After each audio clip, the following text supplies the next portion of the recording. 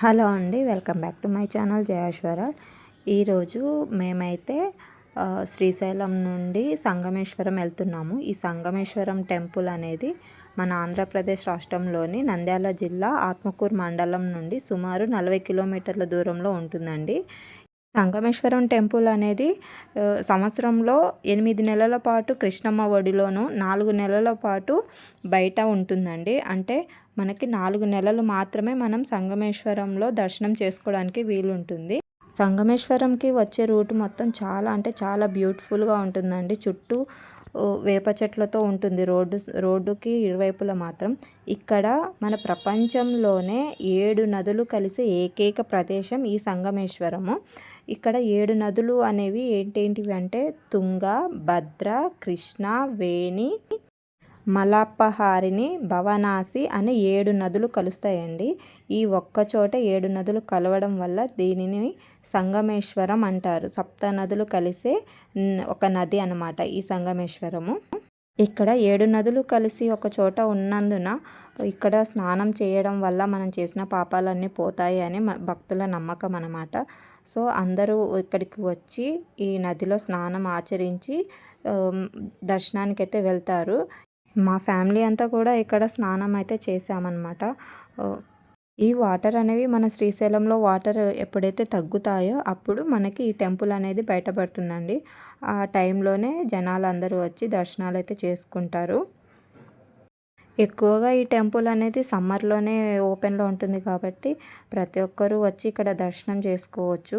మంచిగా జరుగుతుంది. అంటే ఎవరి పర్మిషన్ కావాలి, రికమెండేషన్లు కావాలి ఇలాంటివి ఏమీ ఉండవండి. మనంతకు మనం వెళ్ళి మనం దర్శనం చేసుకోవచ్చు. మంచిగా ఉంటుంది అసలు.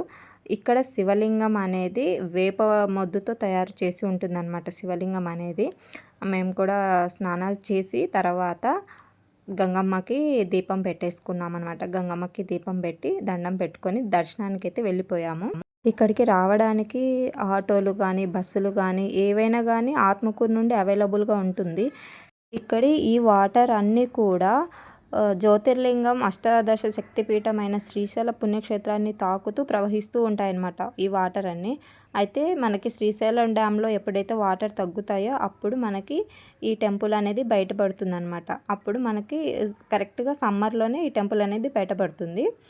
ఇలా మేమైతే ఎప్పటి నుంచో రావాలి అనుకున్నాం. సో ఇప్పుడు కుదిరింది మాకు.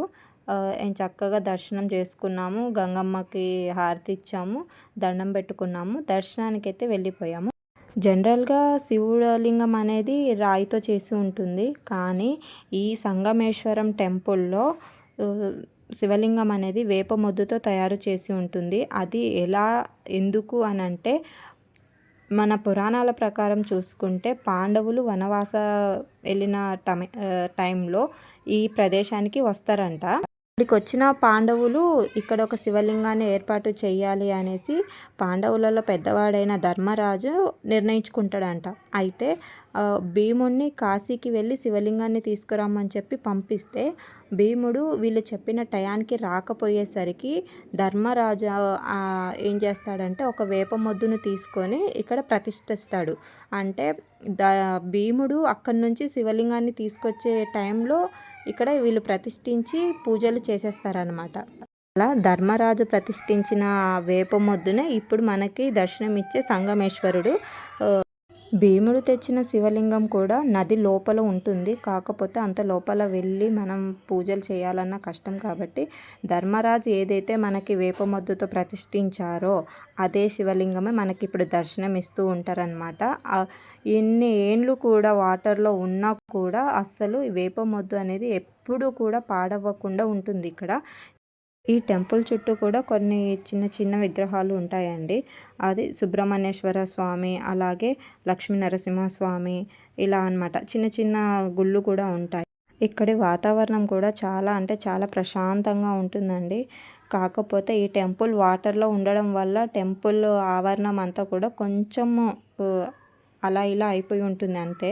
మాకైతే ఆ శివయ్య దర్శనం చాలా అంటే చాలా బాగా జరిగింది. ఒకవైపు కృష్ణమ్మ కనిపిస్తుంది, ఒకవైపు శివయ్య కనిపిస్తున్నాడు. ఈ శివయ్యతో పాటు మాకు కాలభైరవ దర్శనం కూడా జరిగింది.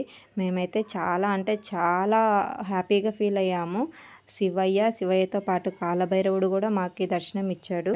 ఆ శివయ్య దర్శనం దొరకాలంటే చాలా అదృష్టం ఉండాలండి.